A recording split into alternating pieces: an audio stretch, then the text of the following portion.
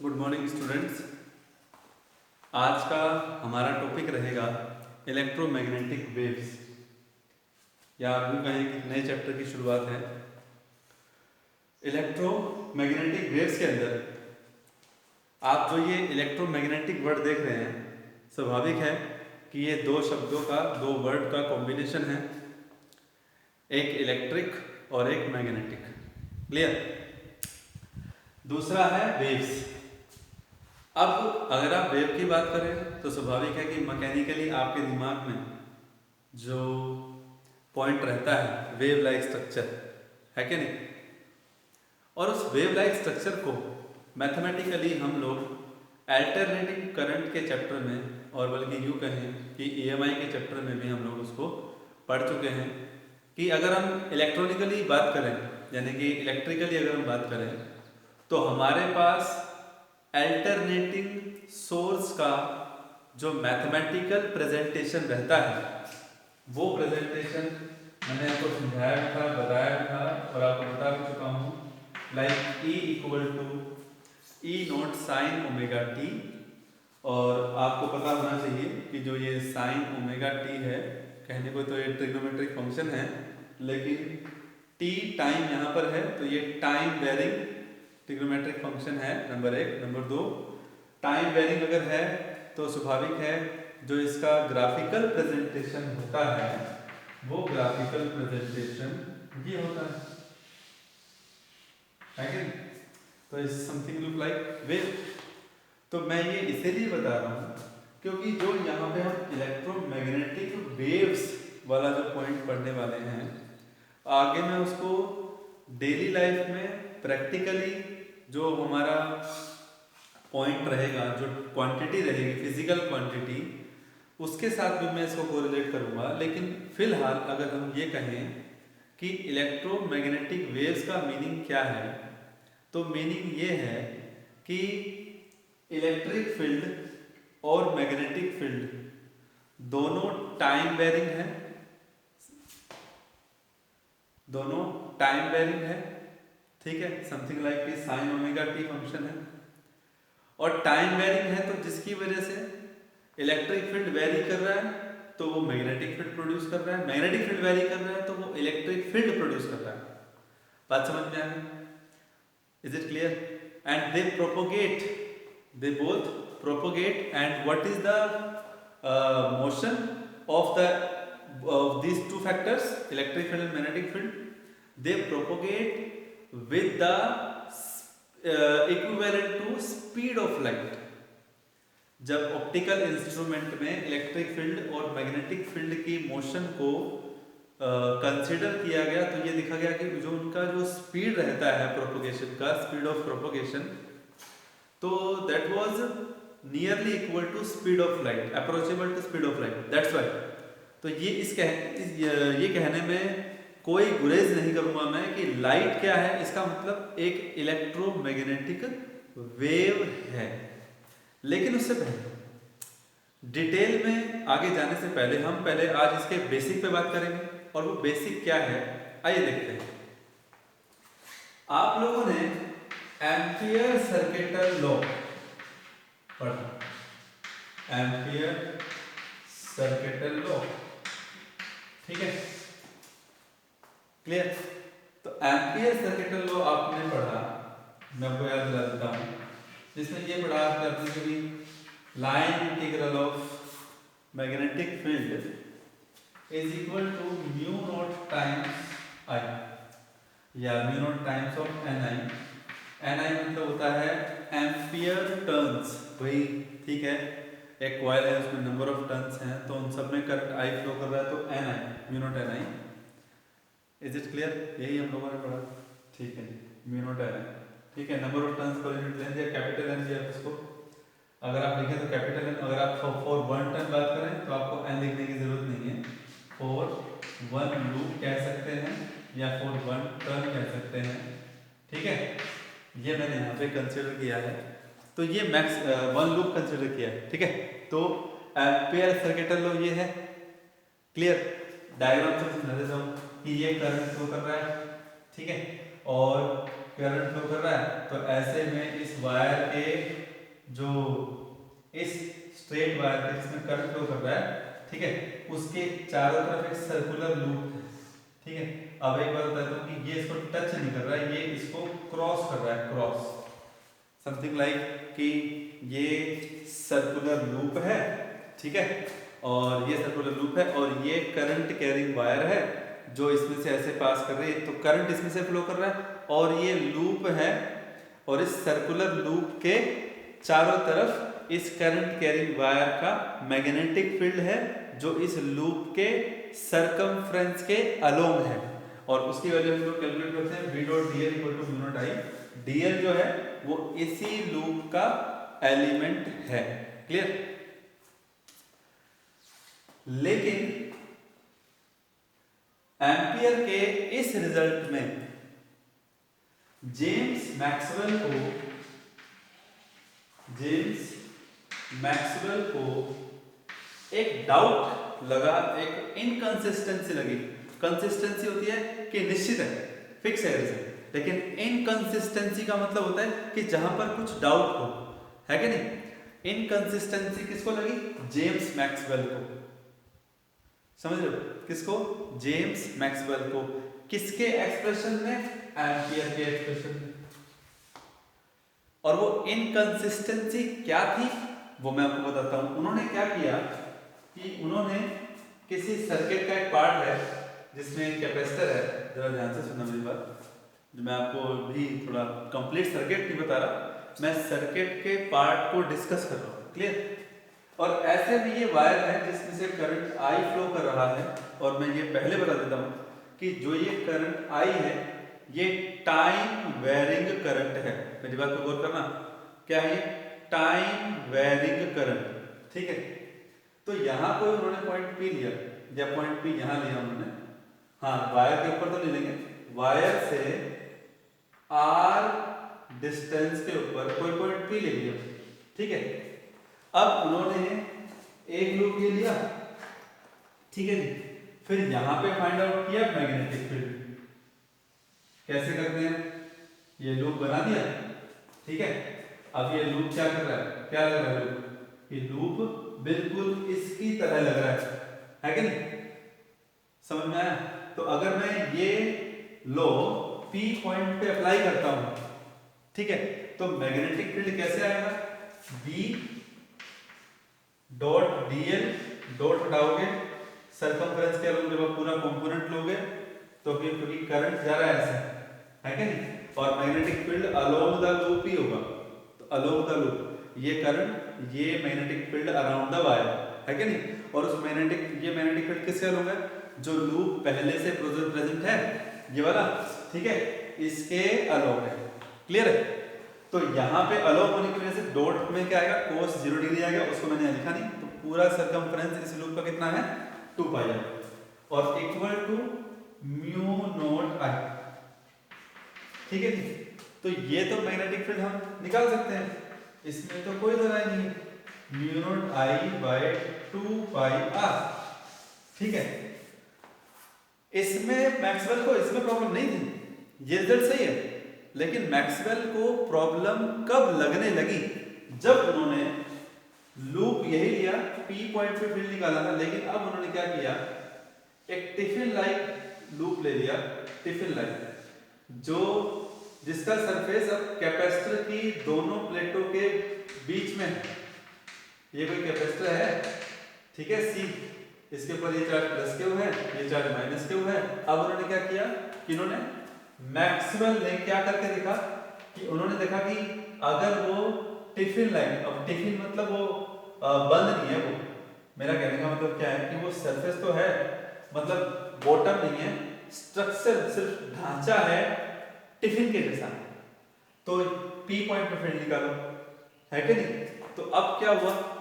जब उन्होंने इस तरह का क्लोज सरफेस लिया तब उन्हें मैग्नेटिक फील्ड 0 मिला उसी P पॉइंट पे।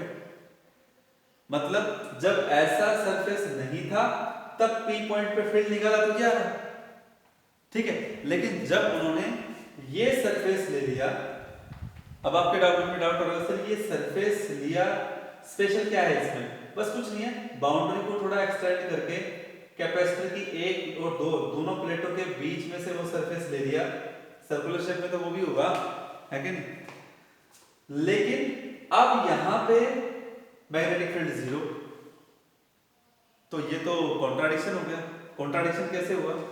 क्योंकि एम्पियर ने एक बात कही थी कि this law is applicable for every loop through which current is passing, through which current is passing, है कि नहीं? लेकिन जब ये लूप एक्सटेंड करके कैपेसिटर की प्लेट तक लाया गया तो स्वाभाविक है कि इस सरफेस को ये करंट आई तो क्रॉस ही नहीं कर रहा। क्यों नहीं कर रहा? क्योंकि आपको लग रहा है सर ये तो कैपेसिटर की प्लेट है, कैपेसिटर की प्लेट में जो ये बीच में हवा है, वैक्यूम है, या कोई भी अगर मीडियम है, कोई वायर थोड़ी ना है कि जिसमें से मुझे करंट आई दिख रहा होगा यहाँ पे, है कि नहीं? भाई प्रैक्टिकली बात करेंगे ना, वायर में से फ्लो करने वाला करंट कंडक्शन करंट होता है। क्या होता है? कंडक्शन करंट होता है। तो इसको हम जनरली आगे यूज भी करेंगे, कंडक्शन करंट, ये मैं आपको बता रहा हूं, है कि नहीं? तो इसका मतलब अब दो चीजें तो नहीं हो सकती कि या तो मैक्सवेल का एक्सप्लेनेशन गलत है या फिर एम्पियर का एक्सप्लेनेशन गलत है कि नहीं? लेकिन जहां तक बात है तो मैक्सवेल की बात सही लग रही है। क्यों लग रही है? क्योंकि भाई जब ये तो हर तरह के सरफेस पे अप्लाई होना चाहिए, सरफेस कैसा भी हो, लूप कैसा भी हो, बस कंडीशन क्या होनी चाहिए कि current should be passing through that surface, है क्या नहीं? तो यहां पे उनको एक मिसिंग टर्म लगी, किसको? मैक्सवेल को। मतलब उनको एम्पियर के इस रिजल्ट में कंसिस्टेंसी नहीं महसूस हुई। क्या महसूस हुई? इनकंसिस्टेंसी। तो मैक्सवेल के अकॉर्डिंग इस रिजल्ट में कुछ ना कुछ मिस था, और वो मिस टर्म क्या है? वो मिस क्या था? वो था डिस्प्लेसमेंट करंट। मतलब मैं आपको मोटे तौर पे एक बात बताऊं, मैक्सवेल के अनुसार कैपेसिटर की दोनों प्लेटों के बीच में भी करंट है। बेशक वहां कोई वायर नहीं है, लेकिन फिर भी वहां एक प्लेट से दूसरी प्लेट में करंट फ्लो कर रहा है। समझ में आई बात? क्या फ्लो कर रहा है? करंट फ्लो कर रहा है। ये मेरी बात ध्यान से सुनिए, ठीक है? अब मैं आपको एक बात बताता हूं, इसी बात पे उस करंट का नाम क्या है वैसे मैं बता दूं। उस करंट का नाम है डिस्प्लेसमेंट करंट। पढ़ने वाले इसके बारे में, डिस्प्लेसमेंट करंट, ठीक है? बात समझ में आ गई? लेकिन इससे पहले मैं आपको कंडक्शन करंट के बारे में एक बात बताता हूं। अभी तक आपने क्या सीखा ईएम वेव से पहले? इलेक्ट्रोमैग्नेटिक इंडक्शन और अल्टरनेटिंग करंट में आपने क्या सीखा कि जब मैग्नेटिक फील्ड को चेंज करते हैं, Faraday's law, Faraday, ampere, Lorentz, हाँ जी, इन सब को कंबाइंड कर दिया मैक्सवेल ने मैथमेटिकली अपनी इक्वेशंस में, जिसे कहते हैं मैक्सवेल इक्वेशंस। उसको हम आगे पढ़ेंगे, मैं आपको बताऊंगा कि मैक्सवेल इक्वेशंस क्या हैं। And Maxwell equations are the unified form, ठीक है? इलेक्ट्रिसिटी भी मर्ज कर दी, मैग्नेटिज्म भी मर्ज कर दिया, चार्ज भी, लाइट भी मर्ज कर दिया, उसमें चारों को, ऑप्टिक्स को मर्ज करके, चारों को मर्ज करके मैक्सवेल्स इक्वेशन तैयार हो गए। उसके बारे में हम पढ़ेंगे। लेकिन फिलहाल पॉइंट क्या है? फिलहाल पॉइंट क्या है? फिलहाल डाउट यही है कि ये डिस्प्लेसमेंट करंट क्या है। लेकिन इस पर जाने से पहले हम वापस आते हैं कंडक्शन करंट की स्टोरी पे। अभी मैं आपको क्या बता रहा था कि फैराडेज लॉ क्या कहता है कि भाई अगर आप मैग्नेटिक फील्ड वेरी करोगे तो ईएमएफ इंड्यूस होगा, है कि नहीं? इंड्यूस्ड ईएमएफ क्या होता है? इलेक्ट्रिक पोटेंशियल ही तो होता है, पोटेंशियल डिफरेंस ही तो होता है। तो अल्टीमेटली वो किसका सोर्स हुआ? इलेक्ट्रिक फील्ड का। भाई पोटेंशियल डिफरेंस क्रिएट हो जाएगा तो क्या हो जाएगा? इलेक्ट्रिक फील्ड जनरेट हो जाएगा। तो अल्टीमेटली फैराडेज लॉ के स्टेटमेंट से मैं एक ही लाइन में बात कहूंगा, और वो एक लाइन क्या है कि rate of change of magnetic field is responsible for the production of electric field, ठीक है? लेकिन मैक्सवेल ने क्या कहा, मैक्सवेल ने कहा इसका रिवर्स भी ट्रू है, जो अभी तक हमने नहीं पढ़ा था और अब पढ़ने वाले हैं। मैक्सवेल ने क्या कहा कि rate of change of electric field is responsible for the production of magnetic field. यानी कि क्या हुआ, इलेक्ट्रोमैग्नेटिक की जो शुरू में मैंने आपको पॉइंट बताया था कि इलेक्ट्रिक फील्ड बदलेगा तो मैग्नेटिक फील्ड जनरेट होगा, और मैग्नेटिक फील्ड जनरेट होगा तो इलेक्ट्रिक फील्ड जनरेट होगा, मैग्नेटिक फील्ड चेंज होगा तो इलेक्ट्रिक फील्ड जनरेट होगा। और ये हम पढ़ के आए हैं चैप्टर इलेक्ट्रोमैग्नेटिक इंडक्शन के अंदर। और आज हम नया क्या सीखने वाले हैं कि इलेक्ट्रिक फील्ड के चेंज होने से, इलेक्ट्रिक फील्ड के चेंज होने से मैग्नेटिक फील्ड कैसे जनरेट होता है। मैं क्यों कह रहा हूं, क्यों हम मैग्नेटिक फील्ड की बात कर रहे हैं, क्योंकि आपको मालूम है करंट है तो मैग्नेटिक फील्ड है। क्लियर, करंट है तो क्या है, करंट है तो मैग्नेटिक फील्ड है। समझ में आई बात, क्लियर। तो अब कैपेसिटर के बीच में कौन सा करंट है, डिस्प्लेसमेंट करंट। कहां है, कितना है, कैसे आएगा, आइए बात करते हैं। तो डिस्प्लेसमेंट करंट क्या है बच्चों, कम टू द पॉइंट, और कैसे ये करंट आएगा उसके लिए, और फिर कैसे ये लॉ कंसिस्टेंट होगा, आज हमारा विषय यही रहेगा। तो पॉइंट क्या है कि प्लेट्स के बीच में, और जो प्लेट्स पे जो चार्ज है, जैसा कि मैंने शुरू में कहा कि वायर में जो करंट फ्लो कर रहा है वो टाइम वेरिंग है। दिस इज द पॉइंट, ये बात पकड़ के रखना, कैसा है, टाइम वेरिंग है, तभी कुछ बात बन सकती है, अदरवाइज नहीं। क्लियर, टाइम वेरिंग है तो इसका मतलब कैपेसिटर की प्लेट के ऊपर चार्ज भी वेरिएबल है, वेरी करेगा। तो करंट आई डी, स्पेशली नाम दे रहा हूं, डी फॉर डिस्प्लेसमेंट, तो वो क्या है, कैपेसिटर की प्लेट के ऊपर कितना है, डी के बाई डी टी। ठीक है, अगर आप एट एनी टाइम टी या एट एनी इंस्टेंट क्या की वैल्यू निकालें तो वो क्या निकलेगी, देखिए कैपेसिटर की प्लेट के बीच में इलेक्ट्रिक फील्ड है, ये हमें सबको मालूम है, क्योंकि एक प्लेट पे पॉजिटिव चार्ज है, एक पे नेगेटिव, तो इलेक्ट्रिक फील्ड की डायरेक्शन कहां से कहां होती है, पॉजिटिव से नेगेटिव। ठीक, पॉजिटिव से नेगेटिव। लेकिन हमें यही पता है कि ये इलेक्ट्रिक फील्ड वेरिएबल है, लेकिन कितना है, पहला पॉइंट वही है, इलेक्ट्रिक फील्ड वेरी कर रहा है तो इलेक्ट्रिक फ्लक्स भी वेरी कर रहा है। तो इलेक्ट्रिक फ्लक्स कितना है, देखिए फाई ई, क्या पढ़ा था दो प्लेट्स के बीच में, यस यस यस यस, क्या होता है, phi E Q by epsilon naught, है क्या नहीं भाई, sigma by epsilon naught Q by A, sigma by epsilon naught Q by A, epsilon naught A हो गया लो Q by epsilon naught A. और यहां से अगर आप क्यू की वैल्यू निकालें तो क्या आएगा, वो Q equal to epsilon naught A phi E, और यहां से करंट की वैल्यू निकालो तो क्या आएगा, I D equal to epsilon naught A D phi E by D T. और अगर आप यूनिट एरिया ले लो, फॉर यूनिट एरिया, तो अल्टीमेटली रिजल्ट क्या आएगा डिस्प्लेसमेंट करंट का, that will be epsilon naught D phi E by D T. अब जरा ध्यान दें, जो मैं आपको रिजल्ट बताने वाला हूं, जो आप पढ़ चुके हो ईएमआई में, ध्यान से देखना, ये डिस्प्लेसमेंट करंट आ गया ना, ईएमएफ क्या पढ़ा था, minus D phi D by D T पढ़ा था ना। ईएमएफ क्या होता है, पोटेंशियल डिफरेंस होता है, और potential difference divide by resistance कर दोगे तो क्या आएगा, करंट आएगा। लेकिन वो करंट कैसे मिला, मैग्नेटिक फ्लक्स के चेंज होने से।